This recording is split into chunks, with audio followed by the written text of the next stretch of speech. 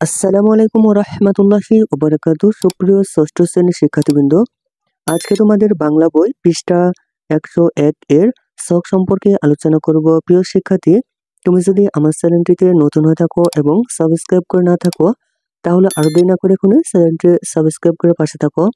চলো কথা না বাড়িয়ে শুরু করা যাক। কবিতার বৈশিষ্ট্য খুঁজি। এই পরিচ্ছেদে 3টি কবিতা পড়েছো। এই কবিতাগুলোর সমাধান কিছু বৈশিষ্ট্য আছে। নিচে প্রশ্নগুলোর উত্তর খোঁজার মাধ্যমে বৈশিষ্ট্যগুলো বোঝার চেষ্টা করো।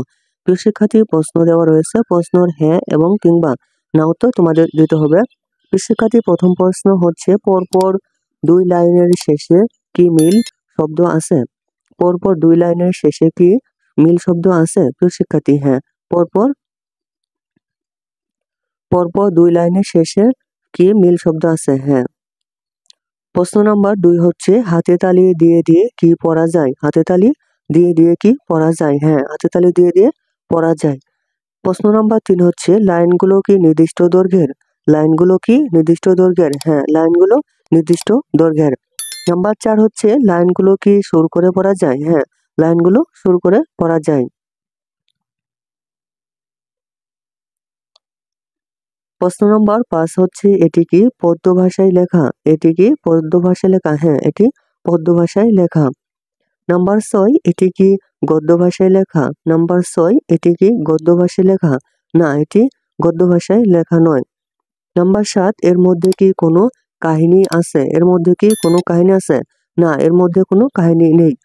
নাম্বার 8, এর মধ্যে কি কোনো চরিত্র আছে? এর মধ্যে কি কোনো চরিত্র আছে? না, এর মধ্যে কোনো চরিত্র নেই। প্রশ্ন নাম্বার 9 হচ্ছে, এখানে কি কোনো বিষয় নিয়ে আলোচনা করা হয়েছে? না, এখানে কোনো বিষয় নিয়ে আলোচনা করা হয়নি। নাম্বার 10, এটি কি কয়েকটি অনুচ্ছেদে ভাগ করা যায়? এটি কি কয়েকটি অনুচ্ছেদে ভাগ করা যায়? না, এটি কয়েকটি অনুচ্ছেদে ভাগ করা যায় না। তারপর হচ্ছে নাম্বার 11তে হচ্ছে 11 নম্বর প্রশ্ন হচ্ছে, এর মধ্যে কি কোনো সংলাপ আছে? এর মধ্যে কি কোনো সংলাপ আছে? না, এর মধ্যে কোনো সংলাপ নেই। তারপর হচ্ছে 12 নম্বর প্রশ্ন হচ্ছে, এটি কি অভিনয় করা যায়? এটি কি অভিনয় করা যায়? না, এটি অভিনয় করা যায় না।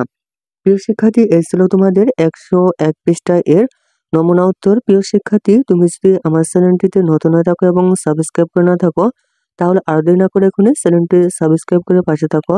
প্রিয় শিক্ষার্থী, পরবর্তী পৃষ্ঠার নমুনা উত্তর পেতে চ্যানেলটির প্লেলিস্ট চেক করো এবং তোমার মতামত কমেন্টে জানাও।